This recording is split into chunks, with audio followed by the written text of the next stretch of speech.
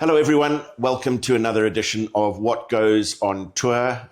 My partner in the vodcast, Hanyani Shamangi, has had to return back to South Africa. We miss him dearly, but we'll be catching up soon. Thank you for all the positive feedback on the vodcast so far. We hope you continue to tune in. Give us the thumbs up if you're enjoying, and we do appreciate your comments as well. We're now in Cardiff, and we are in the front room of a Welsh rugby legend, capped 94 times by his country and also by the British and Irish Lions, Jamie Roberts. And the reason we're in your front room, very kindly, is that it's snowing outside in Cardiff. Is this going to last for the rest of the week? Probably not. Welcome, mate. And yeah, sorry about the weather. I mean, look, I apologise to everyone about the Welsh weather when they come, but this is the way it is here. Welcome. Winter has started, and yeah, it's snowing today. First time this year, so hopefully that's a good luck sign for us. But the roof is closed on the weekend anyway, so it doesn't matter. Of course, the Principality Stadium with its famous roof. I can't remember when it was last open, actually. Six Nations would have been Okay. last year, but they agreed, I think, for all three tests this November, they're all closed. So this is the last one for Wales, only playing three this year. And yeah, best team in the world coming to town, so it's a big challenge for the lads. Yeah. One of the great things about having the roof closed at the Principality Stadium is that you get to experience the Welsh national anthem and singing during the game. What is it about singing in Welsh culture that makes it so special? Because we find it amazing. Yeah, it's a huge part of our identity, singing. You know, when you're a kid in school, there are choirs all the way through. You do a lot of singing and you know, certainly all the way through your schooling years. It's a huge part of what we're about. And, you know, anthem, the Welsh national anthem on match day, the sold out Principality Stadium is one of the great rugby experiences in the world. And I know every country's national anthem is an amazing one. You know, the Springboks, I love the national anthems, absolutely love them. You know, whether it's Flower of Scotland at Murrayfield, you know, God Save Our King at Twickenham, you know, see the passion of the fans and how they all buy into singing.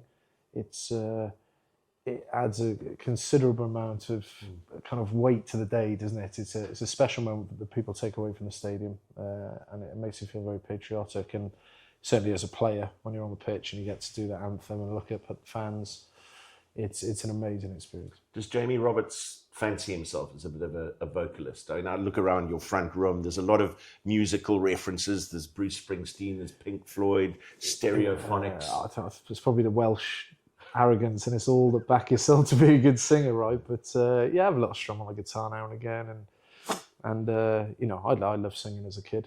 You know, sometimes get people back here after a party and everyone just sings for hours. You know, it's part and parcel of what we do, and we're very proud of that. So yeah. Now, this podcast, Jamie, is called What Goes on Tour, and the reference is to what goes on tour, not necessarily anymore staying on tour. And I would put forward a strong argument that Jamie Roberts has been, across his career, one of rugby's great tourists. Because you've toured for your country, you've toured for the British and Irish Lions, but you've also, by choice, gone to play club rugby in England, which isn't too far, to be fair, and especially not at Bath. France, Australia, South Africa. Any that I'm missing? No. That's it, yeah. France, Australia, South Africa, obviously Wales and England. But it's when I retired, I finished playing 2 summers ago, and I retired from the game. And you reflect on the wins and losses, and you know they're great, and you know what you lifted and your mates and stuff. The best thing I ever did with the game was travel. You know, whether that was playing for clubs abroad or whether that was touring with teams. It's such a wonderful sport in that respect. You know, where you can play in England one year, you can play in France the next. Opportunities to play around the world. Obviously, America is becoming a destination now. Japan, it's something I never did, which is one of my regrets. My career never kind of went to Japan to play. Culturally, an incredible experience. But yeah, I finished the game, and on reflection, best thing I did with the game, and certainly my time in South Africa. You know, I know that's the theme this week, and the South Africans coming to town was one of my best experiences, hands down. Let's talk about your time in South Africa, both as an international, but also as a franchise player. First of all, 2009 British and Irish Lions tour. That'll go down as one of the greats, and especially that second Test match. I mean, people talk about it to this day. The Springboks talk about it as arguably the most physical Test match they've ever played in. And I know it must have been gut-wrenching to be on the wrong side of the result. But when you reflect on that, was that one of the highlights? It was. That tour for me is still the greatest tour I've ever been on, albeit we lost the Test series. And, amazing group of players. I was a young kid at the time. I was 22 years old, coming up through the ranks. Had a season at 12 for Wales, and it went well. I was in a good team. My club side were playing well. A few months earlier, we'd lost the Heineken Cup semi-final by a penalty shootout, which was only ever happened once in the history of the tournament. But Loftus 2009 is one of the most memorable Test matches of the modern era, right? It was there were 5 of us in an ambulance to hospital after the game. It was brutal. It was absolutely brutal. Very physical game, and everything was on the line. And from the drama of Schalke's gouging incident to Habana going under the sticks to just that whole game. Some of the hits, the injuries, the drama, the back and forth, the scoreline, the up and under from Agara at the end, Mornestein penalty, just at the top level, even as a fan, you watch that game back now, and it just had everything. And Test rugby at its very best, and amazing memories. And look, for me, the first abroad trip I did as a kid in high school when I was 16 was to South Africa. And I've got photos of me walking around Loftus Versfeld, around the pitch. I think we watched the Springboks play the All Blacks there in kind of 2003 in the Tri-Nations. And I remember going there as a kid and just thinking, one day, whether you end up playing here or not, it'd be pretty cool. And obviously end up playing there in the Test match for the Lions. But before even 2009, I'd gone back to South Africa, first as school, but I'd gone back with the Sevens. The leg used to be in George, so we stayed in Wilderness there and played in the Sevens leg in George. And then a year previous to the Lions, went there with Wales. And we had 2 Tests with Wales in 2008. So, South Africa 10 years for me has been an amazing place to tour. And I've toured there with all levels of the game. And every single time I resonate with the love they have for the game in South Africa. It's similar to here. It runs in people's blood here in Wales, and when you go to South Africa, that hits you pretty hard in the face. It's an amazing country for the sport. So not surprising then that you chose to go and play some franchise rugby with the Stormers. And I'm going to move back into the singing thing because just coming out of COVID and a lot of uncertainty, the Stormers got together. Yeah. And recorded a version of that incredible Johnny Clegg and Savuka song, Osieza, The Crossing, in a recording studio with the whole squad and some local artists. And in amongst it all, this magnificent Welsh voice. Dulcet Welsh tones. You got to credit Dobbo with doing that. I mean, John Dobson, great man. And I remember meeting Dobbo for a beer in London when he was looking for an experienced 12, to come to the Stormers. He was up in London, I think, doing some CPD coaching with Darby and Norman, the holy trinity at the Stormers. And we got on really well, had a couple of beers, and within a few weeks I'd landed in Cape Town. And it was, all happened really quickly. Had an opportunity to go play there. I mean, I bit his hand off to go and play in South Africa and experience Super Rugby. At that stage in my career, and it was amazing. And as you said, coming out of COVID, I think Dobbo was a big kind of Johnny Clegg fan, and it was that song in the change room after a game, after we win. I'm pretty sure it was after we won that all the lads would sing. Yeah, that was the team's song. It was, and as I said, music and singing is embedded in rugby, isn't it? You just kind of sing in the change rooms after, and that was our song. And so lo and behold, got a chance to go to a recording studio and record this song, and that was a song we sang. It was amazing experience. I'd never done anything like that, kind of being in a recording studio with a group of rugby lads, all singing. Got a little. It was funny actually because I think a few weeks prior, got all the lads in the training room at in Belleville in the High Performance Centre, and as I wrote, boys, we're going to record a song. Is anyone up for doing a solo? And a few of the lads kind of put their hands up reluctantly, you know, kind of rugby lads in a room. No one's going to put their hands up. And you can see the boys looking at me, kind of going, right, this guy is Welsh and he's going to back himself. And it was a bit of peer pressure, really. But yeah, probably the ego in me was like, come on, put your hand up, whatever. And they've got all the production team there, and we've got to come and practice his solo in front of all the boys. So it was so funny. You know, some of the boys just performing solos in front of the other lads. Fun a bit like X Factor, all the judges and the boys, and they're kind of rating you yes or no. There were some seriously good voices in there. Yeah, there were, mate. There were. I mean, Sia was there, and Sia Bella Sonatla. Yeah, Sonatla. Herschel Yankees. Yeah, those boys can sing, right? So, no, it was a great experience, and you know, when I've got this thing with music and places. So, you know, when I fly into New York, I always play kind of New York State of Mind.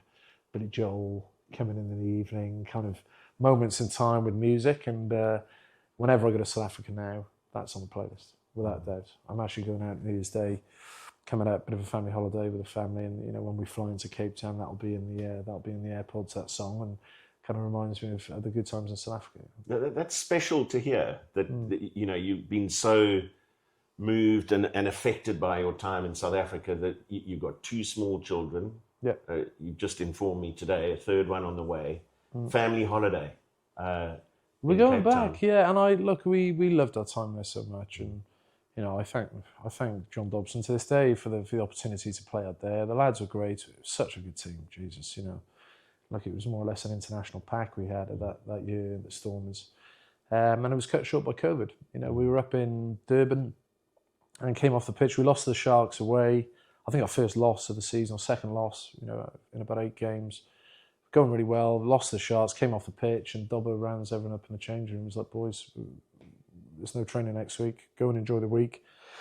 And within 10 days, we were on the flight back to the UK. And it was gutting because the week prior, I'd kind of agreed terms with the club to sign for another year. We were loving the adventure out there. It's such an amazing city to live in. And yeah, unfortunately, that all fell through. COVID, and we you know, it was best served for us at home back in the UK. So, but wonderful memories, and yeah, I'd live back there in a heartbeat if I had the opportunity. So you said Dobbo wanted an experienced 12. I have to ask you this because I happened to be on air at the time. Yeah. As much hard work as you did in a number 12 jersey, was the highlight of your Stormers career packing down on the flank and winning a scrum penalty?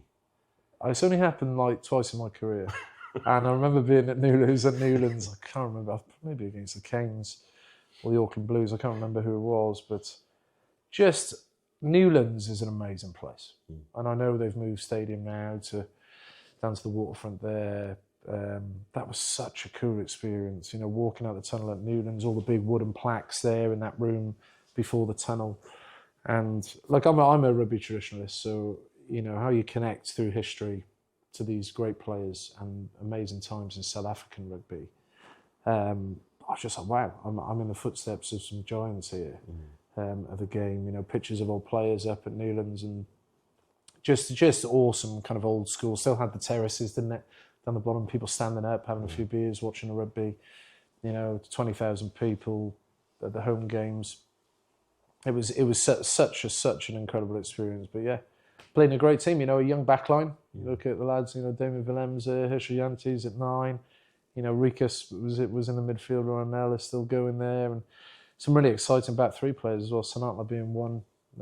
Such a good time, enjoyed the game, play with a smile on our face and go for it, you know, along with being pretty brutal up front. So, and that's what I love about the South Africans. They're honest people. They enjoy the game, but it's ruthless and it's hard, it's tough, it's uncompromising. And, you know, it doesn't surprise me to see them back-to-back world champions. You know, their attitude to the game is something I resonate with, you know, certainly the way I played the game. You know, I have a huge amount of respect for the way they approach the game of rugby union, and yeah, it doesn't surprise me one bit to see the success they've had. We mentioned the countries and the clubs that you travelled around to play for. The one thing that we didn't mention in that list was Cambridge. Cambridge University. Tell us about that, because it's a special thing. We've seen international rugby players, seasoned internationals, not unlike yourself, go to an Oxford, a Cambridge, to do a postgraduate qualification and to earn an Oxford or a Cambridge blue. Yeah. Special. Amazing. In some way bittersweet because we lost the game and I got injured. But after Rugby World Cup 2015, we lost to the Box in the quarter-final. Backdoor pass, Dwayne Vermeulen, Fury Dupree in the corner, broke our hearts in minute 77 at Twickenham. So that hasn't gone In away that yet. goal, I lost the Rugby World Cup semi-final by a point in 2011 and a Rugby World Cup quarter-final by that play in 2015. So what could have been, mate, what could have been. But yeah, you remember those days, so, you know, rightly or wrongly, they stick with you, those close losses. But after that, the quarter-final, I just wanted, not a break from Test rugby, but just to do something a bit different. I'd graduated 2 years prior from medical school here in Cardiff, had my 2 years in Paris, just playing and enjoying Parisian life. And I missed that kind of off-field stimulus and education. So I applied to Cambridge as a postgrad to do a kind of Masters of Philosophy, so it's MPhil it's called, Research Masters in Medical Science, just to go after something else off the field. And there was a nice little window. I agreed with Harlequins, who were my next club, that I'd start mid-December after the varsity match. So lo and behold, we get knocked out quarter-final, and I had about probably 6 weeks in Queen's College in Cambridge, living there in a tiny student bed, my legs hanging over the edge, just living life as a student again. And the contrast was unbelievable. You know, you come from Twickenham quarter-final Rugby World Cup, the pinnacle of our game, to training with a lot of students on Monday night at Grange Road in Cambridge, who are playing for fun, play for nothing else. You know, they don't get paid. They're coming straight from their, you know, clothes they wear to lectures. They're all late because they're trying to catch up on work, and playing with lads for fun. And it was a real experience for me, and one I'll remember forever. That chance to go back to really appreciate why you play the game and why we started playing the game. You know, you play with your mates, you play for a laugh on the field, and you know, obviously I was fortunate to have a career I did, and to professionalism, and you know, the pressure, the media spotlight, the money, you know, all these different factors that come into it as a professional player. But to go back and do it at university level and play in the varsity match was an incredible experience mid-career. It wasn't at the end, it wasn't at the beginning, but then I went back, played with Harlequins, went back to playing Test rugby again. So it was a really cool experience. But as I said, we lost that game. My opposite number, captain for Oxford, basically tackled me full on with his head, knocked himself out with my first carry in about minute 3. That game, right in my quad here, and I came in half time, and my knee was the size of a small football, you know. Bled right into my knee, lost all proprioception in my knee, so the risk there was quite significant. I'd wipe my knee out if I carried on playing. So off, and we lost the game, and it was all a bit weird. It's all a bit strange, and it's the only match I've played in at club or Test level in my career where you don't dine with the opposition team after the game. So Oxford and Cambridge Club, Pall Mall in London, bit of a drinks reception, and then they ring the bell, and you go down the stairs. One team goes this way, the other team goes that way. You know, and of course, one team is on cloud 9 because they've won the game, and that was the Oxford dining hall. And you know, ours was just absolutely gut wrenching because it's the final for all those boys, isn't it? It's the biggest game a lot of them would have played in, and yeah, that was quite a sobering experience. Jamie, you've mentioned in sort of setting the scene for going to Cambridge that the gut-wrenching loss in 2011, losing out to the Box in 2015.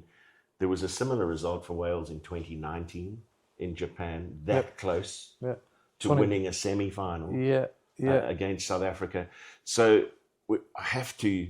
I'll add 2014 and Nelspruit as well. Yeah. You know, that Liam Williams tackle in the corner, penalty try. You know, there have been so many down the years against the Box, which have been really close. Yeah. So I have to ask you now, as we get into Test match week in Cardiff, clearly some challenges for Welsh rugby. We've seen it being as part of the Vodacom URC, some of the Welsh clubs, the provinces have been battling. But at international level, on an 11-match losing streak, I know you've been outspoken about it and you've been resolute about it. You've stood firmly behind your comments. But where is it heading? And look, my comments were merely to state that this is the toughest losing run we've had in the pro era. Yeah. And that's Which it is. which is hard for people to hear, but it is what it is. And that after that first game against Fiji, I made comments that I hadn't seen this Welsh side progress. Unfortunately, since the summer in Australia, and that was probably coming off the back of watching Australia the day before as well at Twickenham and thinking, geez, how that side had progressed since the summer. And that was a disappointing result. It's hard at the minute, and when I do speak about this at the minute, I come from a place of obviously caring. We all care very deeply. Certainly, ex-players who've worn that jersey previously, and seeing the tough times these young players are going through, and it's challenging. And I also come from a place of really appreciating the crop of players we had during that period. And I was very privileged to play alongside some incredible players. During a time where we were highly competitive and won things as well. So, it's challenging.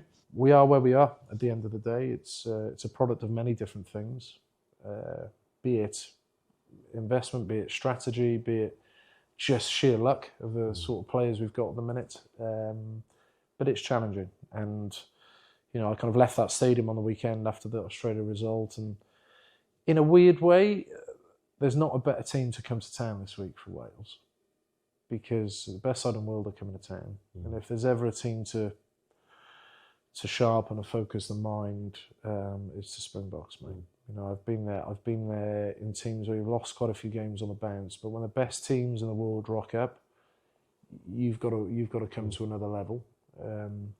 Not just to have any chance of winning, but I think at the minute just to compete on the weekend. This Springbok juggernaut is just another level of machine at the minute. The way they play the game, the power, just how uncompromising the set piece is. It's going to be a huge challenge for Wales on the weekend, but in a roundabout way, I think it's the best team to be coming to town for Wales this weekend, to really, really understand where we're truly at. Do you think the depth that the Springboks have built is quickly becoming, if it hasn't already, the envy of the rugby world? I think so, and that's a product of many different things. Of course, you kind of naturally breed big blokes at the box. I'm pretty sure they're all eating biltong from the age of 4. Big men, mate, big men. Whenever I've come across Springbok teams or been amongst the lads, big lads. And sometimes in a contact sport, there's no substitute for that.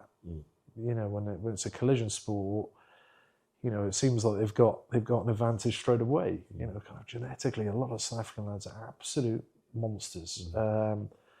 So that obviously helps them, but they've been very smart in their progression planning. You allow your best players to go overseas, which is another factor, and you still pick them.